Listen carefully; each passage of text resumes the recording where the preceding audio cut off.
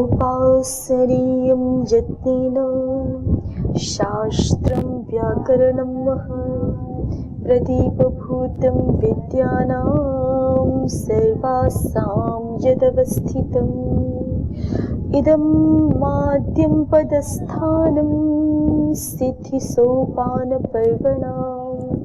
इयं सा मोक्षमाणानाम् अजिह्वा राजपद्धतिः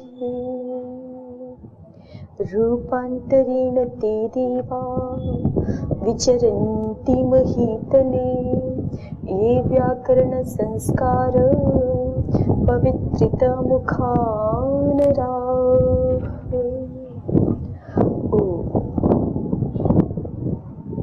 अथ किमर्थो वर्णानाम उपदेशः। यहाँ पर जो पंक्ति है एक पद्मंजरी में, न च वृद्धिरादैच इत्यादिवत् संज्ञा परिभाषादि रूपतः येन पारंपर्येण अपि तावद् उपयुज्येत तस्मान्नार्थ उपदेशेन इति प्रश्नः। ये अभी सारी जो यहाँ तक की चर्चा चल रही है ना, प्रत्याहारार्थ है इस उद्धरण से पहले पहले ये सारी चर्चा ये दिखाने के लिए है कि जिज्ञासु ने अथ किमर्थो वर्णानाम उपदेशः प्रश्न क्यों किया है ना, उसके मन में पीछे किस तरह का विचार प्रवृत्त हो रहा है ये दिखाने के लिए बोला है। तो जिज्ञासु स्वयं ही अपने मन में विचार करके आचार्य को कह रहा है कि आप हमें ऐसा भी अ इ उन आदि जो सूत्र हैं, ऋल ऋक आदि जो सूत्र हैं कि वो परिभाषाएं हैं या वो संज्ञा सूत्र हैं कि जो आगे शब्दों के संस्कार में संज्ञाओं की तरह वृद्धिरादयी जैसी संज्ञाएं जैसे काम आती हैं, वैसे भी ये किसी शब्द की सिद्धि में तो काम नहीं आएंगे ना। और ना ही जो है जैसे आपके इको गुण वृद्धि परिभाषा है, स्थान्यंतरतमः यालोन्त्यस्य आदि परिभाषाएं हैं, वो जैसे शब्दों की सिद्धियों में सहायक होती है, वैसे भी अयुण सूत्र किन्हीं सिद्धियों में काम नहीं आने वाले, हमारे किन्हीं शब्द स्वरूपों के संस्कार में काम नहीं आने वाले ना तो इन सूत्रों की, प्रत्याहार सूत्रों की ना तो संज्ञा रूपता है और ना ही परिभाषा रूपता है कि जिससे आगे ये शब्द संस्कार में सहायक हो सके। तो जब ये शब्द संस्कार में सहायक हो ही नहीं सकते, पहले भी उन्होंने यही दिखाया है। आप अगर ऐसा कहें कि वर्णों का विकृत स्वरूप ज्ञापन करने के लिए है आचार्य ने उपदेश किया है, तो भी आपका कार्य आधा अधूरा है, फिर आपने पूरा काम नहीं किया। अगर अविकृत स्वरूप का ज्ञापन कराना था तो सबका करते उपदेश, ये कहा ना पहले, तो वो प्रयोजन तो माना नहीं जा सकता। और अगर ऐसा माने कि ये सूत्र आगे काम आएंगे शब्दों के संस्कार में संज्ञाओं की तरह से या परिभाषाओं की तरह से, देखो ये स्वयं तो कोई प्रत्यय विधि आदि कर नहीं रहे ना। कल भी हम इसको देख रहे थे कि जैसे भागः आदि शब्द बनाना है हमें, तो हमें ठीक समझ में आता है कि भागः में जो है वो सबसे इम्पोर्टेंट सूत्र देखा जाए तो फिर वो भावे होगा, क्योंकि धातु से भाव अर्थ में घय प्रत्यय का विधान कर रहा है, तो वो सबसे महत्वपूर्ण हो गया। और उसकी सहायता करने के लिए और भी आए वहां पर, जैसे कि अत उपधाया भी आया। फिर परिभाषाओं के रूप में देखें तो वहां पर भागः की सिद्धि में तो इस तरह की परिभाषा तो खैर कोई नहीं अपेक्षित है, आपको बस स्थान्यंतरतमः लगता है, चजोह को गिनने तो हो जब लगाते हो तो स्थान्यंतरतमः परिभाषा जैसे वहां, हाँ दोनों ही आ जाते हैं, ऐसे मान सकते हैं। स्थान्यंतरतमः भी आएगा जब आपको ज के स्थान पे ग करना है, और आपको जब वृद्धि करनी है तो संज्ञाएं भी आएंगी, वृद्धिरादेच आएगा ना, तभी तो वृद्धि होगी। तो जैसे ये वृद्धिरादेच आदि स्थान्यंतरतमः आदि शब्द की सिद्धि में सहायक हो जाते, सीधे सीधे तो स्थान्यंतरतमः का कोई उदाहरण नहीं है, उसका अपना स्वतंत्र रूप से कोई उदाहरण नहीं है ना कि वो किसी शब्द को सिद्ध कर रहा है, लेकिन वो किन्हीं दूसरे शब्दों के साथ अपना सहयोग करके किसी शब्द की सिद्धि में सहायक हो जाता है, ऐसा है ना। संज्ञाएं और परिभाषाएं मुख्य सूत्रों के साथ मिलकर के, प्रत्यय विधान करने वाले सूत्रों के साथ मिलकर के शब्द संस्कार में सहायक होते हैं, तो उनकी तरह भी आप नहीं दिखा सकते। अयुण स्वतंत्र मुख्य सूत्र तो है नहीं कि किसी शब्द का संस्कार कर रहे हैं स्वतंत्र रूप से, ऐसा भी नहीं है ना। और ना ही वो अन्य मुख्य सूत्रों के सहायक ही बन करके शब्द संस्कार कर पा रहे हैं। तो फिर आपने यहाँ पे शब्द संस्कार विषयक जो ये हमारा शास्त्र है इसके प्रसंग में वर्णों का उपदेश क्यों प्रारंभ कर दिया? ये जिज्ञासु ने पूछा है कि हमें समझ नहीं आ रहा इसका प्रयोजन। ठीक है, अथ किमर्थो वर्णानाम उपदेशः। आगे बढ़ते हैं थोड़ा सा। अ इ उन सूत्र देखेंगे। अ इ उन में आपके प्रथमावृत्ति में तो इतना ही अर्थ दिया है ना। अ इ उ इन वर्णों को क्रम से उपदेश करके आचार्य नकार को इत संजक कर रहे हैं। किस लिए? प्रत्याहारार्थम। यही अर्थ काशिकाकार ने भी दिया है, सूत्रार्थ में कोई भेद नहीं है। तो काशिकाकार का सूत्रार्थ देख लीजिए। अ इ उ इत्यनेन क्रमेण वर्णान उपदिश्य अन्ते नकारमितं करोति प्रत्याहारार्थं तस्य ग्रहणं भवति एकेन उरणरपरः इति अकारेण। उसका ग्रहण एक से होता है। उसका किसका ग्रहण? और अगर हम ऐसा अर्थ करें तो तस्य इत्संजकस्य नकारस्य ग्रहणं भवति एकेन अकारेण। क्व इसका उदाहरण दिया है उरणरपरः। ठीक है, तस्य तस्य कस्य, अभी पीछे पंक्ति में क्या बोला है देखिए। अ इ उ इत्यनेन क्रमेण वर्णान उपदिश्य। अ इ उ इस क्रम से वर्णों का उपदेश करके अंत्य नकारम इतम करोति। अंत में आचार्य नकार इत कर रहे हैं। किस प्रयोजन के लिए? प्रत्याहार बनाने के लिए। तो तस्य ग्रहणम भवति, उस नकार का ग्रहण होता है एकेन अकारेण, एक अकार के साथ। कहाँ पर? तो कहा उरणरपरः इत्यत्र। उरणरपरः, यहाँ पे अकार, केवल एक ही वर्ण अकार के साथ। हम इण नहीं बना रहे ना। नकार का ग्रहण हम किसके साथ नहीं कर रहे? इण के साथ नहीं, इकार के साथ नहीं कर रहे या उकार के साथ नहीं कर रहे। उस नकार का ग्रहण केवल एक ही वर्ण के साथ, किसके साथ होता है? अकार के साथ। और उदाहरण के रूप में क्या दिखाया है? उरणरपरः। ऐसे बहुत सारे हैं, जैसे हमने कल ढलो पे पूर्व से दीर्घोना आदि भी देख रहे थे। सब जगह ये छोटे वाला अण ही तो है, केवल एक को छोड़ के। किसको? अनुदित सवर्ण से चा प्रत्यय। दो प्रकार के दो अण बनेंगे ना, क्योंकि यहाँ पे नकार इत संजक दो बार किया हुआ है, एक अयुण में और एक लण में। तो दो अण प्रत्याहार बन सकते हैं। तो पूरी अष्टाध्यायी में हर जगह ये पहले वाला जो अभी हमने प्रथम सूत्र में अण प्रत्याहार बनाया, वही सब जगह है, केवल एक स्थल को छोड़ के। अनुदित सवर्ण से चा प्रत्यय। और इस बात को बहुत विस्तार से ये स्वयं स्पष्ट भी करेंगे। तो अभी के लिए हम केवल मूल मूल देखते हैं। तस्य ग्रहणं भवति, तस्य कस्य? तस्य इत संजकस्य नकारस्य। ठीक है, ये कर्ता में षष्ठी है। इसका अभिप्राय, इसका मतलब ये हो गया कि सह गृह्णाति अकारेण सह, वह इत संजक नकार अकार के साथ मिलके अन्य वर्णों का ग्रहण करा देता है ना। तस्य ग्रहणं भवति एकेन उरणरपरः इति अकारेण। यहाँ पे आप पद्मंजरी कार को देखेंगे, चलिए अभी आगे देखेंगे ही, मूल पहले देख लीजिए। फिर आगे है ह्रस्वम अवर्णम प्रयोगे संवृतम। एक एक पंक्ति देखते हैं, नहीं तो अधिक हो जाएगा। मूल में एक पंक्ति पढ़ ली हमने, क्या? अ इ उ इत्यनेन क्रमेण वर्णान उपदिश्य अन्ते नकारमितं करोति प्रत्याहारार्थम। अब इसी पंक्ति का व्याख्यान हम न्यासकार की और पद्मंजरीकार की दृष्टि से देखते हैं। न्यासकार कह रहे हैं अ इ उन अथ कस्माद् इह आद गुणादिकम अच कार्यम न भवति। ठीक है, सबसे पहला प्रश्न सूत्र के स्वरूप पे।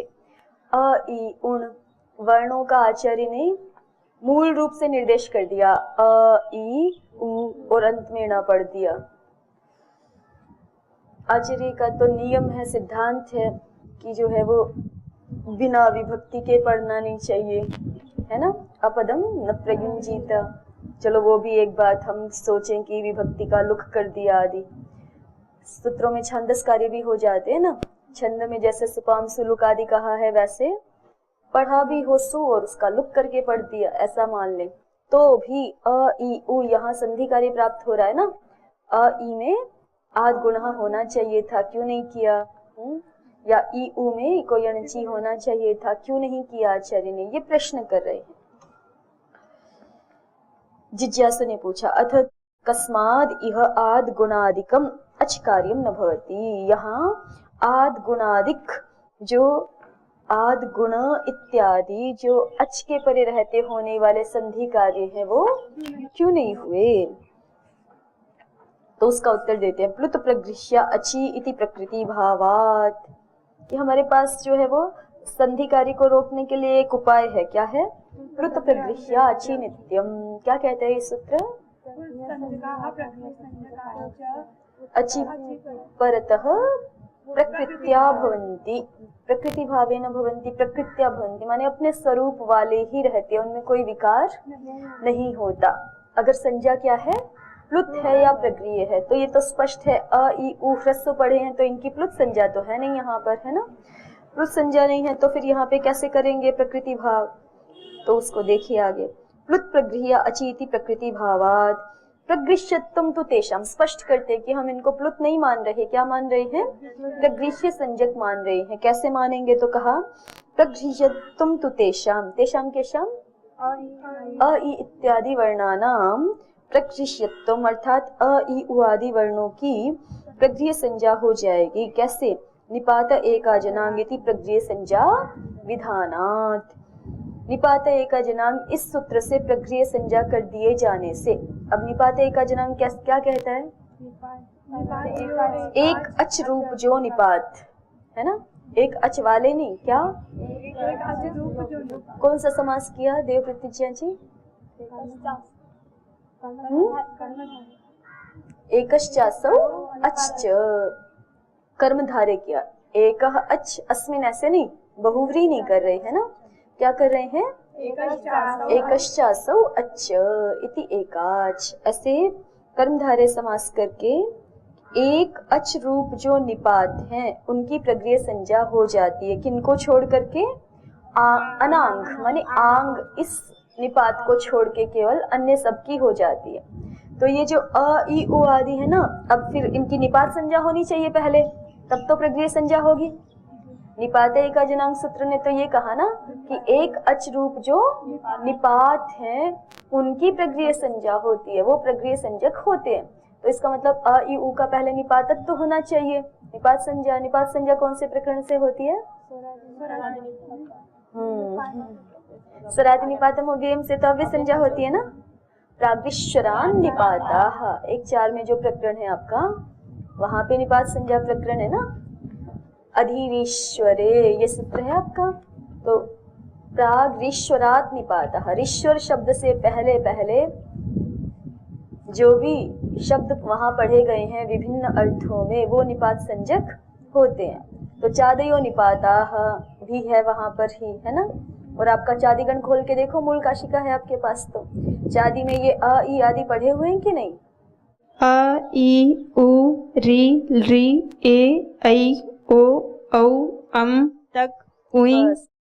ये जो आपके नो के नो अच हैं वहां पढ़ दिए ना, क्रम भले ही थोड़ा सा ए ऐ ओ औ ऐसा कर दिया है, बिल्कुल प्रत्याहार वाला नहीं रखा, लेकिन सारे के सारे नो के नो आपके अच वहां पर पढ़े हुए हैं। इसका मतलब वो नो के नो अच क्या है, निपात संज्ञक हैं, और निपात हैं ही, और एक अच रूप तो इनका स्वरूप दिख ही रहा है, उनके साथ और कुछ मिला नहीं हुआ ना, केवल वो विशुद्ध अच है एक एक, ठीक है।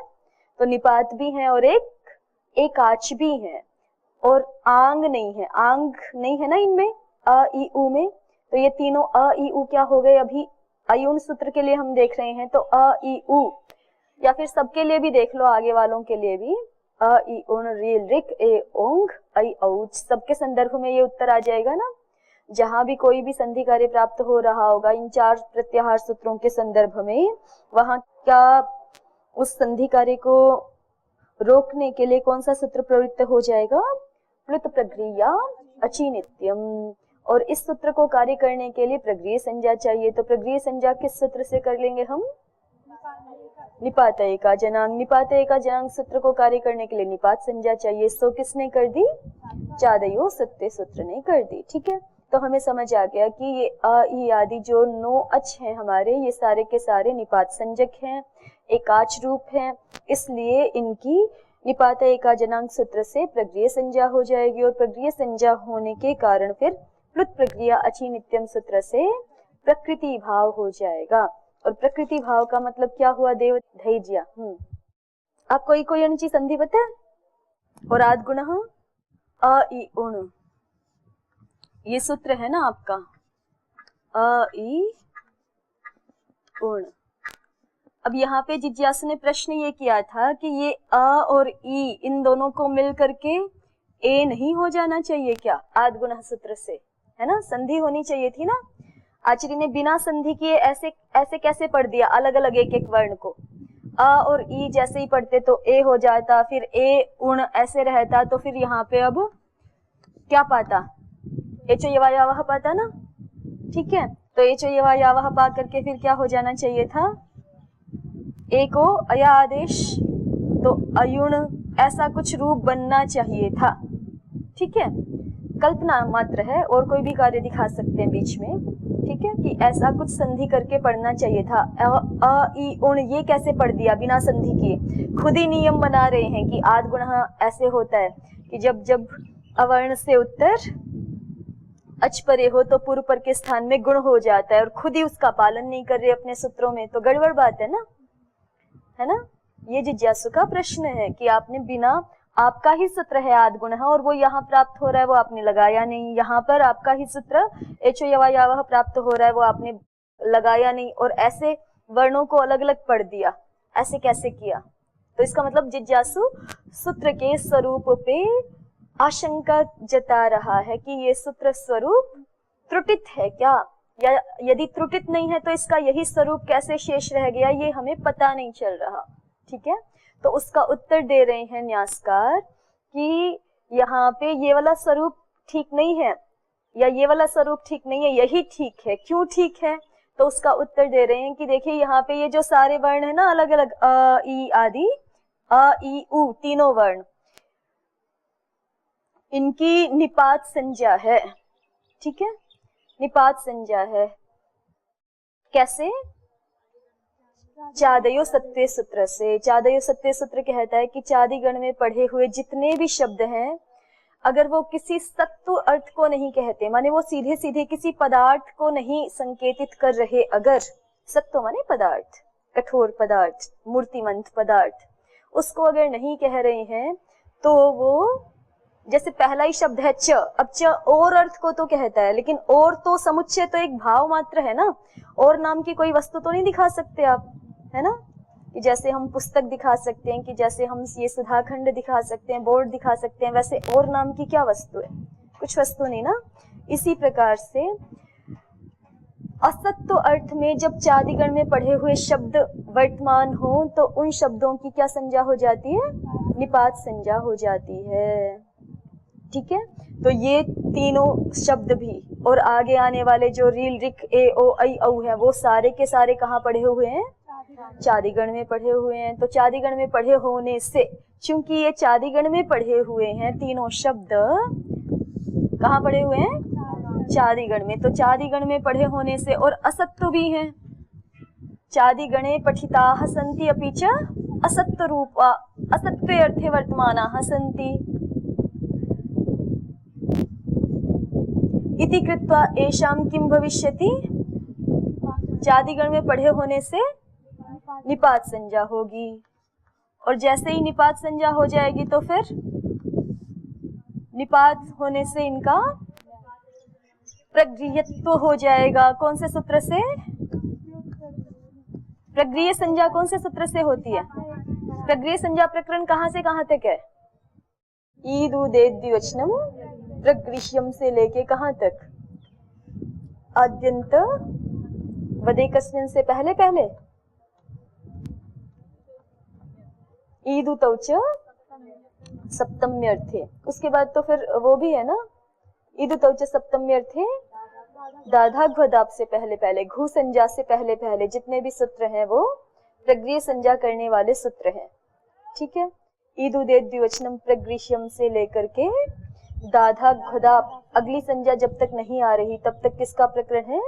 प्रग्रिय संज्ञा का प्रकरण है। उसी में एक सूत्र है निपात एकाजनांग। उसने क्या बोला कि जो निपात होंगे, जिनकी संज्ञा निपात है, जिनका नाम निपात है, तो इनका नाम निपात रख चुके हैं ना हम पहले ही, मैंने आचार्य के सूत्र के माध्यम से ही, चादयो सत्य के माध्यम से इनका नाम निपात हो चुका है। और साथ में ये कैसे भी हैं? एक अच रूप भी है। वो तो हो गया, असत्व वाली बात तो हो गई ना, वो तो यहाँ देखनी थी निपात संज्ञा के लिए, तो सो तो हो गई। अब क्या देखना है कि ये निपात संज्ञा वाले होने चाहिए और एकाच होने चाहिए। तो ये निपात भी है और एकच रूप है। अ अकेला अच ही है, इसके साथ और कुछ भी जुड़ा हुआ नहीं है। ई अकेला अच है, इसके साथ कुछ नहीं जुड़ा हुआ। ऊ भी ऐसा ही, ठीक है। और ये आंग भी इनमें से कोई नहीं दिख रहा, नहीं ना, नो के नो उपसर्गों में कोई किसी का स्वरूप कैसा नहीं है? आंग, ऐसा नहीं है। तो ये सारे के सारे नो के नो जो हमारे अच हैं, उनकी क्या संज्ञा हो जाएगी अब? प्रगृह्य। चूंकि ये निपात भी है और एकाज भी है, आंग भिन्न है, इसलिए ये प्रगृह्य हो गए। अस्तु। और प्रगृह्य होने से फिर इनका नाम फिर क्या प्रवृत्त हो जाएगा यहाँ पे?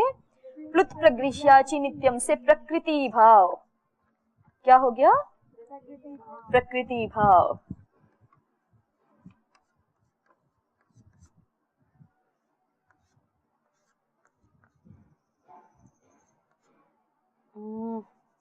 निपात एकाजनांग, निपात एकाजनांग, और ये प्लुत प्रगृह्या अचि नित्यम।